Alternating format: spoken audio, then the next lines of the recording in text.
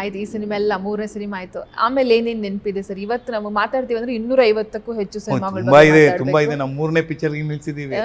3 ಆದ ಮೇಲೆ ನನಗೆ ಒಂದು ಟರ್ನ್ ಕೊಟ್ಟಿದ್ದೇನೆಂದ್ರೆ ಒಂದಾನೊಂದು ಕಾಲದಲ್ಲಿ ಅದರಲ್ಲಿ ಶಂಕರ್ನಾಗ್ ಬಂದರು 77 ಅದು ಫಸ್ಟ್ ಟೈಮು ಒಂದು ಸಿನಿಮಾನ ಒಂದು ಪ್ರೇರಣೆ ಅಂದರೆ ಅಕಿರಾ ಕುರೋಸಾವಾ ಅಂತ ಇದ್ದಾರೆ, ಜಾಪನೀಸ್ ವರ್ಲ್ಡ್ ಫೇಮಸ್ ಡೈರೆಕ್ಟರ್.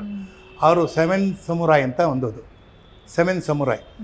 ಆ 7 ಸಮುರಾಯ್ ಅಲ್ಲಿ ಏನು ಮಾಡ್ತಾನೆ, ಬಾಡಿಗೆ ಬಂಟ ಅಂತ ಯಾವುದೋ ಒಬ್ಬ ಚೀಫ್ಟನ್ ಇರ್ತಾನೆ, ಅವನ್ನ ಪ್ರೊಟೆಕ್ಟ್ ಮಾಡ್ಕೋಬೇಕಾಗತ್ತೆ, ಅವನ ಮನೆತನವನ್ನು ಪ್ರೊಟೆಕ್ಟ್ ಮಾಡ್ಕೋಬೇಕಾದ್ರೆ ಅವ್ರ ಕುಟುಂಬದವ್ರು ಯಾರು ಅವ್ರಿಗೋಸ್ಕರ ಹೋರಾಡಲ್ಲ, ಬೇರೆಯವ್ರು ಹೋರಾಡ್ತಾರೆ.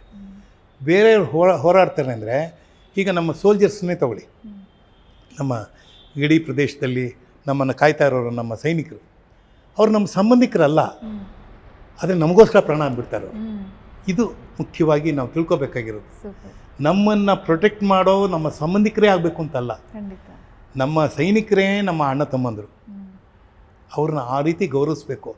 ಇಲ್ಲಿ ಕೂಡ ಅದೇ ಆಗುತ್ತೆ. ಶಂಕರ್ನಾಗ್ ಬಂದು ಬಾಡಿಗೆ ಬಂಟ, ನಾನು ಬಾಡಿಗೆ ಬಂಟ, ಯಾವುದೋ ಕುಟುಂಬದ ಅಣ್ಣ ತಮ್ಮಂದರ ಜಗಳದಲ್ಲಿ ಅವರಿಬ್ಬರ ನಡುವೆ ಆಗುವ ವೈಮನಸ್ಯಕ್ಕೆ ನಾವು ಪ್ರಾಣ ಕೊಡ್ತೀವಿ. ಅದೇ ಒಂದಾನೊಂದು ಕಾಲದ ಕಥೆಯ ಸಾರಾಂಶ. ಸೊ ಅದರಲ್ಲಿ ಅವನಿಗೆ ಅವಾರ್ಡ್ ಬರುತ್ತೆ, ಶಂಕರ್ನಾಗ್ ಅವಾರ್ಡ್ ಬರುತ್ತೆ. ಆ ಅವಾರ್ಡನ್ನು ಅವನು ತೊಗೊಳ್ಳಲ್ಲ, ನಾನು ಹೋಗ್ತೀನಿ ಡೆಲ್ಲಿಗೆ, ನಾನು ಸ್ವೀಕರಿಸ್ತೀನಿ. ಅದಕ್ಕೆ ನಾನು ಗೊತ್ತಾದ ಮೇಲೆ ಜನಗಳಿಗೆ ಡಬಲ್ ಬೊನನ್ಸ, ಶಂಕರ್ನಾಗ್ ಬಂದಿಲ್ಲ, ಆದರೆ ಅವರೆಲ್ಲ ಅಂದ್ಕೊಂಡಿದ್ದಾರೆ ಮೇಲ್ಗಡೆ ನಿಂತಿರೋದು ಶಂಕರ್ನಾಗ್ ಅಂತ. ಅಲ್ಲ, ಅದನ್ನು ತೊಗೊಳ್ತಾ ಇರೋನು ಸುಂದರ್ರಾಜ್ ಇನ್ನೊಂದು ಪಾತ್ರಧಾರ ಇನ್ನುವಾಗ ಇಡೀ ಆಡಿಟೋರಿಯಮೇ 3000 ಜನ ಎದ್ದು ನಿಂತ್ಕೊಂಡು ಚಪಾಳೆ ಹೊಡಿತಾರೆ. ಅದೊಂದು ಗ್ರೇಟ್ನೆಸ್ಸು. ಅಲ್ಲಿಂದ ತಪ್ಪಿದ ತಳ ಬಾಲಚಂದರ್ ಮಾಡಿದೆ, ಅವ್ರದ್ದೊಂದು ಬದುಕು ಅದೊಂದು ಥರದ ಸಿನಿಮಾ ಆಯಿತು. ಅಲ್ಲಿಂದ ಒಂದು 100-200 ಸಿನಿಮಾ ಆಯಿತು. 200ನೇ ಸಿನಿಮಾದಲ್ಲಿ ಅನೇಕ ಜನ ಡೈರೆಕ್ಟರ್ ಜೊತೆ ಕೆಲಸ ಮಾಡಿದ್ದೀನಿ.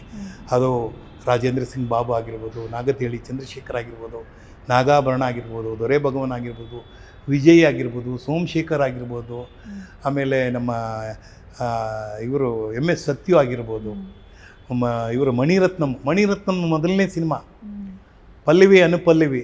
ಅವರು ತಮಿಳ್ನವರಾದರೂ ಕೂಡ ಅವರು ಮೊದಲನೇ ಸಿನಿಮಾ ಕನ್ನಡದಲ್ಲಿ ಮಾಡಿದ್ರು ಅವರು. ಸೊ ಅದರಲ್ಲಿ ನಾನು ಅನಿಲ್ ಕಪೂರ್ ಜೊತೆಗೆ ನಾನು ಪಾಠ ಮಾಡಿದ್ದೀನಿ, ಅದೊಂದು ಹೆಗ್ಗಳಿಕೆ.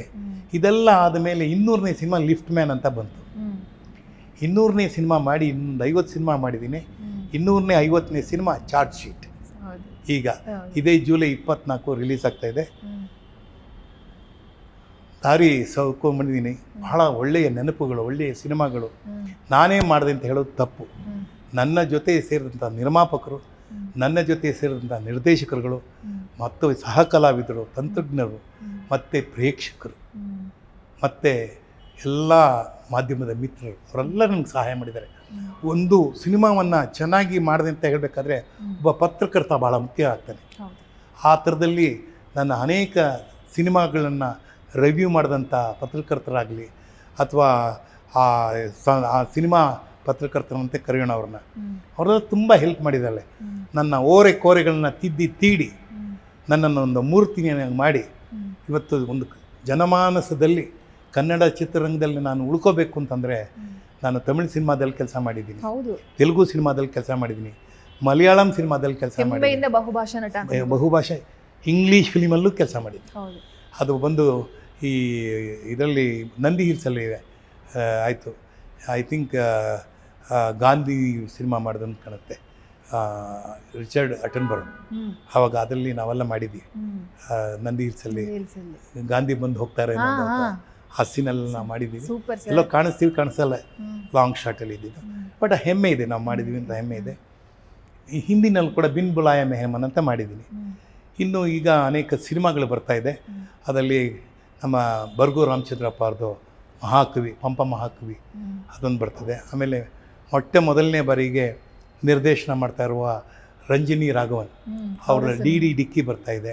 ಆಮೇಲೆ ಅಯೋಗ್ಯ 2 ಮಹೇಶ್ ಅವ್ರದ್ದು 2ನೇದು, ಮೊದಲನೇದಲ್ಲಿ ನಾನೇ ಮಾಡಿದ್ದೆ, ಅದು ಬರ್ತಾ ಇದೆ.